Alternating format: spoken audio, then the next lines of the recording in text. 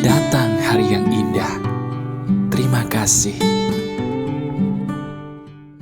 Halo teman-teman, apa kabar? Ada saya kembali, Aryan Surya, sahabat baik kamu dari Pagar Kehidupan. Sebuah hal yang paling menjadi perkara adalah, sadar gak sih ketika kamu mulai kehilangan diri kamu sendiri? Enggak, ini beda nih. Pernah nggak kamu belakangan ini menjadi manusia yang ketika melihat wajahmu sendiri di cermin kayak bertanya gitu loh, itu siapa ya? Kok aku kayak nggak kenal lagi gitu loh sama seseorang yang ada di cermin. Coba, sekarang kita tes dulu di bagian depan nih. Kalau bisa bercermin atau lihat diri kamu sendiri di kamera handphone deh. Ketika kamu melihat wajahmu sendiri, dimanapun kamu melihatnya, pernah nggak sekali dua kali belakangan ini kamu bertanya, itu siapa ya? Kok aku mulai kehilangan rasa percaya diri bahwa orang itu sama seperti diri aku yang dulu yang baik-baik saja. Itu dia. Itu yang akan kita bahas di hari ini. Bagaimana hal sederhana ini ternyata bener loh bisa merubah hidup kamu kalau kamu sadar. Hal apa itu? Yuk kita praktekin. Jadi gini teman-teman, ini sederhana banget deh. Saya baru aja ketemu dengan beberapa kawan lama. Kawan lama saya ini, yang namanya kawan lama jelas ada perbedaan ya. Tapi sadar nggak? Banyak loh di antara kawan lama kita, termasuk kamu, coba inget-inget, teman lama kamu ada nggak sih yang ketika ketemu, itu beda banget? Bukan karena beda secara positif, tapi bedanya itu justru maaf banget secara negatif. Dulu dia orangnya ceria banget mas, tapi ketika saya baru ketemu baru-baru ini, kok dia tidak seceria dulu lagi ya? Kenapa dia bisa begitu? Jawabannya sederhana teman-teman. Kamu tahu nggak? Ada satu pertanyaan yang saya ingin tanyakan kepada kamu, dan tolong diri kamu jawab langsung di dalam hati aja. Sederhana pertanyaan saya. Menurut kamu, masalah itu sebenarnya ada karena kita yang buat atau karena emang dari sananya ada sih?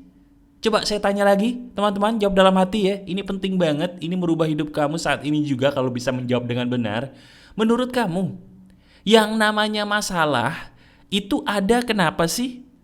Emang kita yang buat atau karena emang ada dari sananya? Coba kamu jawab aja dalam hati, renungkan dulu sejenak karena ini yang kamu selama ini sebagai sahabat saya lupakan. Renungkan, kemudian jawab. Apa jawaban kamu? Sudah? Apa jawaban kamu sekarang? Nah, apapun jawaban kamu, saya ingin kamu tampung dulu. Tapi saya ingin langsung memberikan kamu sebuah hal yang bikin kamu kaget nih. Tahu nggak? Tahu nggak kenapa masalah dalam hidup kamu bisa ada? Bukan karena salah diri kamu. Justru, dengerin baik-baik, sadar gak sih masalah hidup kamu itulah yang kamu butuhkan untuk ketemu dengan hal-hal spesial. Loh, enggak. Sekarang kita bicarakan dulu deh. Ya, kita bicarakan dulu dari hati ke hati antara saya sebagai sahabat kamu dengan kamu nih. Coba, lihat handphone kamu sekarang. Di dalam handphone kamu ini banyak kecanggihan. Sadar nggak, handphone kita yang canggih ini bisa tercipta karena dulu banyak masalah dalam hidup manusia yang ada kaitannya dengan komunikasi. Sadar nggak? Zaman saya kecil, itu yang namanya telepon harus ditelepon umum. Harus telepon di rumah, itu pun nggak bisa dibawa-bawa karena teleponnya pakai kabel. Nah sekarang, kita kalau mau telepon bisa dimanapun. Kamu bisa dengerin saya lagi di kamar mandi, lagi di dapur, lagi di motor, lagi di mobil, lagi di ruang tamu mungkin sambil merem-merem sendiri bengong. Ya, kayak kamu sekarang gitu ya, merem-merem sendiri bengong. Kenapa bisa begitu? Karena ternyata dari masalah itu manusia punya kemajuan yang akhirnya bisa memajukan semua hal. Kalau nggak ada masalah, manusia tidak bisa maju. Karena dari masalah, manusia jadi tahu kemana sih langkah hidup saya harus dilangkahkan. Sama seperti kamu nih. Ada nggak di antara kamu yang baru-baru aja belakangan disakiti sama orang yang kamu sayang banget? Bagi kamu mungkin itu musibah ya, bener nggak sih? Tapi bagi saya ucapkan selamat buat kamu ya. Loh kenapa mas? Kok lagi sakit hati begini, patah hati berkeping-keping, saya malah dibilang selamat? Mas Aryan kejem? Bukan saya pengen mengatakan hal yang buruk sama kamu, bukan karena saya sahabat yang kejam sama kamu. Tapi kebalikannya, saya mengatakan itu karena gini, di saat kamu kehilangan orang yang paling kamu sayangi, kamu sadar nggak sih bahwa yang kamu butuhkan tuh bukan cinta doang. Waduh, ups, jelek. Aduh, ketampar mas, ampun mas. Bentar nggak? Nggak, sebentar. Nanti kita bahas nih, ya, bahas masalah uang, bahas masalah teman, menggunakan metode pola pikir ini itu lebih nusuk lagi, lebih tajam lagi. Tapi yang masalah cinta dulu kita beresin. Diri kamu sadar nggak? Selama ini kamu hanya menggunakan cinta antara hubungan kamu sama dia, betul? Lihat sekarang hasilnya gimana? Menyakitkan kan? Bikin kamu sakit hati, bikin kamu ngerasa BODOH, bikin diri kamu ngerasa nggak ada guna. Nah sekarang coba kamu rasakan deh. Rasakan betapa nggak enaknya perasaan itu. Sudah? Nggak enak ya? Nggak enak banget. Sekarang pelajaran apa yang bisa kamu petik? Pelajarannya adalah sederhana. Ternyata dalam hubungan, cinta aja nggak cukup. Hubungan itu butuh kejelasan. Bahwa kalau dia sayang sama kamu, harus ada buktinya dong. Buktinya apa? Buktinya dia mau melakukan hal-hal baik terhadap kamu, persis seperti kamu pun mau melakukan hal-hal baik terhadap dia. Coba deh, saya berani jamin nih, dia yang nyakitin kamu sekarang sampai kamu patah hati berkeping-keping, bukankah dari dulu dia udah menunjukkan gejala-gejala gak sehat ya buat hubungan kamu dan dia? Iya kan? Kenapa kamu terusin dulu? Karena kamu cuma ada cinta. Sekarang jangan gitu ya. Nanti kalau punya pasangan baru kamu janji jangan cuma pakai cinta, pakai juga logikamu. Kalau dari awal dia udah menunjukkan gejala yang tidak baik, udah deh, lebih baik kamu putusin saat itu juga, pergi dari dia sebelum bertambah parah. Kecuali kamu gak cinta dirimu sendiri. Jelas? Itu yang harus kamu lakukan. Nah sekarang bagaimana dengan masalah uang mas? Waduh, ini juga paling penting nih. Sebentar, ini tadi saya bilang agak sedikit lebih nusuk, jadi kamu siap-siap ketampar, tapi ini bener ya. Pikirin masalah keuangan kamu deh. Nah, masalah keuangan apapun yang kita punya. Sekarang saya tanya sama kamu, yang kita ributin itu apa sih? Halo? Ini bagi kamu yang punya masalah keuangan, saya mau tanya sama kamu, yang kita ributin itu apa? Yang kita ributin itu adalah ternyata di dompet kita nggak ada uang. Atau dikit uangnya. Yang kita ributin itu adalah ternyata di rekening bank kita angkanya dikit mas. Atau bahkan mungkin tidak terlalu banyak sebanyak kemarin. Itu yang kita ributin.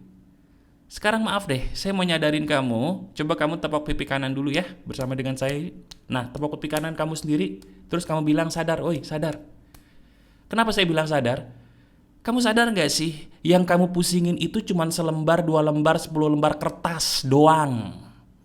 Kamu sadar gak sih yang kamu ributin dari tadi itu cuma jumlah angka doang di rekening yang sebenarnya gak ada fungsi dan nilai apa-apa. Loh bisa mas, saya butuh itu buat makan, saya butuh itu buat menafkahi keluarga saya. Lah gimana sih? Ngaco nih mas Aryan. Loh sabar. Sekarang saya mau tanya, yang bikin kamu bisa makan itu adalah makananmu atau kertas yang dinamakan uang tadi, atau angka yang dinamakan uang tadi di bank? Mana yang bisa bikin kau makan? Ya jelas uang dong mas. Gimana sih mas Aryan? Loh bukan. Kok bukan? Yang bisa bikin kamu makan itu adalah sebuah hal yang namanya makanan. Makanan itu yang kamu makan itu loh namanya rejeki. Itu loh yang harusnya kamu cari, bukan kertas yang namanya uang. Kenapa saya bilang rejeki itu gak harus dalam bentuk uang? Saya tahu kamu punya hutang dan hutangnya pun bentuknya uang, saya paham. Tapi coba deh, kita tuh seringkali mikirin gimana ya cara mendapatkan uang. Coba sekarang kita rubah tujuan hidup kita. Dari tadi kita mikirin gimana cara mendapatkan uang, mau gak kita pikirin gimana ya caranya supaya hari ini saya bisa merasa cukup dulu. Itu dia. Ketika kita merasa cukup, ingat ya, merasa cukup untuk hari ini, itu bagaikan doa seolah-olah kita sudah kaya. Itu psikologi teman-teman. Boleh kamu tanya sama ahli psikolog ya, teman kamu yang psikolog atau psikiater. Dengerin lagi video ini. Dengan kita merasa cukup setiap hari, kita paksa diri kita ngerasa cukup. Di saat itu kita menjadi orang yang bermental kaya, sadar nggak? Dan di saat kita menjadi orang bermental kaya, cepat atau lambat kita menarik kekayaan yang sebenarnya masuk ke hidup kita. Itu yang benar. Nah, pertanyaan berikutnya, gimana caranya saya supaya merasa cukup di saat sebenarnya saya lagi butuh uang, Mas? Pakai ajaran agama yang paling dasar. Apa coba? Betul, bersyukur. Kenapa sih Tuhan itu pengen manusia bersyukur? Ini gak pernah ada yang nanya nih, kita cuma manut doang. Tanya dong supaya kamu paham kenapanya. Jawabannya sederhana.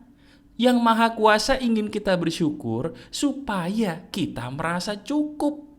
Dengan kita merasa cukup, kita menjadi orang bermental kaya. Dan ketika kita menjadi orang bermental kaya, kita menarik kekayaan itu untuk hadir ke dalam hidup kita. Karena kekayaan itu hanya milik orang bermental kaya. Ulangi bersama saya. Kekayaan itu hanya milik orang bermental kaya. Dan orang yang bermental kaya, salah satunya pasti dia gampang dan mudah bersyukur. Coba kita lihat kakek nenek kita deh. Mereka nampak sederhana, tapi rata-rata ya kalau saya lihat nih, kakek nenek kita itu punya tanah banyak banget. Punya kebun, punya tanah, itu kalau dijual, Masya Allah itu. Kok bisa ya Mas? Karena dulu leluhur kita udah menanamkan ilmu ini. Ini kan dasarnya ilmu agama ini, bersyukur. Nah pertanyaannya kenapa kita di zaman modern lupa akan hal sederhana ini? Jadi sekarang coba deh teman-teman ya, coba sekarang. Kamu merasa cukup dulu dengan cara gimana? Apapun yang ada di depan mata, kamu nikmatin total sambil mengucapkan terima kasih. Kalau yang muslim sambil berkata, Alhamdulillah, Masya Allah, terima kasih. Makan. Alhamdulillah, terima kasih ya Allah, kamu nonton. Alhamdulillah, terima kasih kamu ngusapin kucing kamu. Alhamdulillah, terima kasih ya Allah, kamu nikmatin tuh langit kamu di kebun atau di halaman kamu. Nikmatin semua, syukuri. Ketika kita mensyukuri, menikmati itu semua, itu namanya bersyukur. Sadar gak? Nah, di saat kita bersyukur, kita merasa cukup. Lihat deh, tiba-tiba kok anehnya Mas? Iya ya, rezeki ada aja. Nah, ini yang saya namakan ilmu emas. Paham gak? Ketampar ya, gak apa-apa. Saya juga dulu sama kayak kamu, ternyata cuman ini doang landasan masalah kita. Bagus ya? Suka ya dengan materi ini? Coba dong. Kalau kamu setuju dan suka, klik jempol ke atasnya. Terima kasih. Nah yang paling terakhir nih, masalah keuangan udah beres, masalah cinta udah beres. Ada hal yang paling penting yang kita suka susah. Yaitu apa? Masalah dengan diri kita sendiri. Waduh ini. Mas, saya tuh kenapa ya kok gampang banget jadi orang minder, tidak percaya diri. Mas, saya ini kok gampang menjadi orang yang ngerasa gagal, ngerasa gak bisa apa-apa tuh kenapa ya Mas? Teman-teman, semua orang yang saya ajak ngobrol yang punya masalah hidup seperti kamu, itu rata-rata masalahnya sama. Tahu gak apa? Hei, ya kamu sahabat saya yang punya masalah ini, dengerin saya deh. Kamu sadar gak sih? Kamu itu baik banget loh. Iya, kamu itu baik banget, bener deh. Tapi sayangnya, kamu sadar gak? Kamu tuh terlalu baik sama orang, tapi lupa berbuat baik dengan dirimu sendiri. Sadar gak? Aduh, ketampar lagi Mas. Ampun Mas. Bener gak? Iya kan? Kamu selama ini berbuat baik banget, tapi lupa bahwa diri kita sendiri loh yang harusnya diajak untuk menikmati kebaikan yang kamu perbuat. Caranya gimana? Nih, sebelum kamu memikirkan masalah orang mulu, kamu puji dong diri kamu. Lihat diri kamu di cermin. Apa sih yang spesial dari wajahmu? Lihat betapa cantiknya mata kamu. Lihat itu betapa bagusnya nih rambut kamu yang bikin kamu ganteng kalau laki-laki. Lihat tubuh kamu. Puji diri kamu sendiri di cermin pelan-pelan. Sentuh tuh bagian tubuh kamu yang kamu puji. Terima kasihkan itu. Contoh nih, kita praktekin ya. Sekarang kamu lihat di cermin deh. Lihat diri kamu sekarang di cermin atau di kamera handphone. Sambil kamu melihat wajahmu sendiri di cermin atau kamera handphone, kamu sentuh bagian tubuh manapun di wajahmu yang kamu suka. Sambil kamu sentuh, sekarang kamu katakan, terima kasih. Alhamdulillah, Masya Allah, saya suka banget bagian tubuh ini. Terima kasih. Wah, coba kita praktekin ya. Kamu sentuh bagian tubuh manapun yang ada di wajah kamu, kita praktekin wajah dulu nih ya. Sentuh bagian tubuh kamu di wajahmu sendiri. Apapun yang kamu sentuh, kamu ucapkan, terima kasih, alhamdulillah, masya Allah, saya suka banget bagian tubuh ini, terima kasih. Ulangi terus menerus 10 kali aja sebelum kamu ngapa-ngapain di hari itu. Terutama kalau kamu lagi minder, praktekin ini deh. Ya, praktekin ini yang barusan saya contohin. Berkali-kali sentuh bagian tubuh yang berbeda di wajah kamu. Masa kamu gak happy?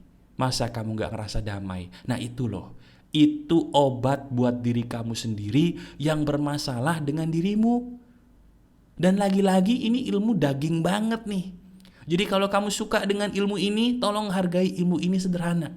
Pertama, kamu janji untuk menonton ulang, praktekin. Dan yang kedua, klik jempol ke atasnya kalau belum sebagai manusia yang menghargai orang lain. Ya. Yang ketiga, coba kamu share link video ini kepada teman-teman kamu tuh. Iya, kamu tahu, pikirin ada teman kamu yang hidupnya banyak masalah, marah-marah terus, kasih tahu dia tentang pagar kehidupan, kamu share link video ini sekarang. Ya. Dan bagi kamu yang mungkin butuh ditolong oleh saya, jangan bohong, jangan pura-pura kuat ya. Ayo kita curhat, caranya gimana? Ada di deskripsi, bisa kamu lihat sendiri caranya ya. Oke, tonton video ini berulang kali dan pikirkan deh. Bukankah dari tadi apa yang saya katakan ini sangat masuk akal ya buat kamu? Dan bener-bener ini kok relate banget sih sama hidup kamu? Gak ada yang kebetulan. Tuhan itu sayang loh sama kamu, tapi kamu lupa untuk menyayangi dirimu sendiri. Ups. Masih ada saya, Aryan Surya, sahabat baik kamu selalu dari Pagar Kehidupan. Tetap keep the spirit, keep sharing, and keep loving. Bye-bye.